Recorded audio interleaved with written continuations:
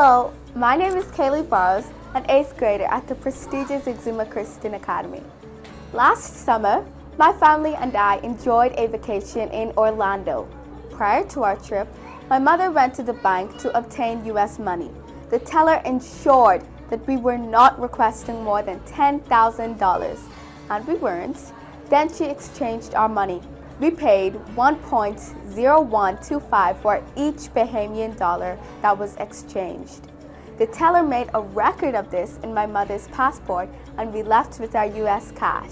Among other things, foreign funds that enter and leave our country are monitored, and established regulations are enforced by the Central Bank of the Bahamas to ensure that there is a relative balance between foreign currency or reserves, more specifically the US dollar and the Bahamian dollar.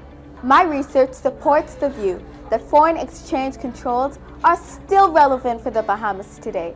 To elaborate on this position, I would like to firstly explain the historical reference of how we arrived at the point of foreign exchange controls.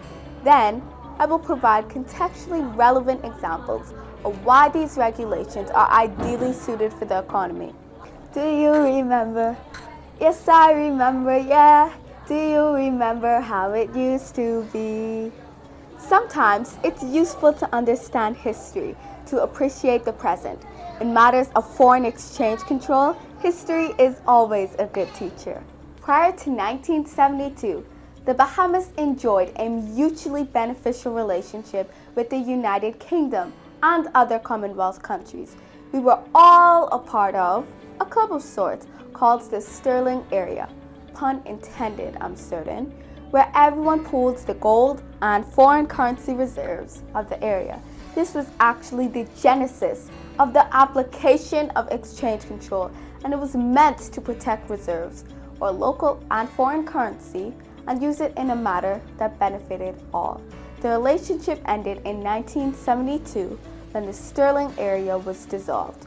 This was because the British government decided to operate a floating exchange system as opposed to a fixed exchange system and joined the European economy. The Bahamian government resolved then that they would not follow the crowd. After enjoying a stable economy for many years, and in consideration of the market industry of the Bahamas, it was decided that we would maintain the foreign exchange controls. Back then, our market economy was heavily dependent on tourism and the financial sector. And guess what? Nearly 50 years later, this fact still remains. Not much has changed. As a small developing country, history supported the decision, and it continues to prevail. Now that we understand the historical context of exchange control rates in our country and the reasons then for such regulations, I think it's the perfect opportunity to transition into its relevance. Foreign exchange flows under pressure?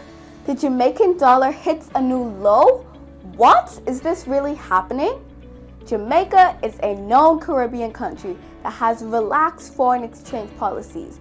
Over time, the dollar value has diminished, largely due to inconsistent financial regulatory controls from successive governments. According to the World Bank, Jamaica is considered to be one of the slowest and most unstable economies in the world. Now, when you compare the population of Jamaica to that of the Bahamas, we are but a dot on the map. Jamaica exports more heavily and does not depend on tourism as much as we do. Yet, the economy is still attempting to rebound. It's not always easy to recover what has been lost. Another point worth considering is the fact that the financial sector is our second industry. How would relaxed financial controls affect that industry? Foreign investors will not feel security for their money and assets. The lack of financial enforcement can be compared to a country without any law enforcement. Total chaos. As I close, the Bahamas is a blessed nation whose decision to exercise discipline from the Sterling Area to now has kept us safe. Our industry and size makes us particularly vulnerable to risks, and now is certainly not the time to take them. I believe that foreign exchange controls are still relevant to the Bahamas today.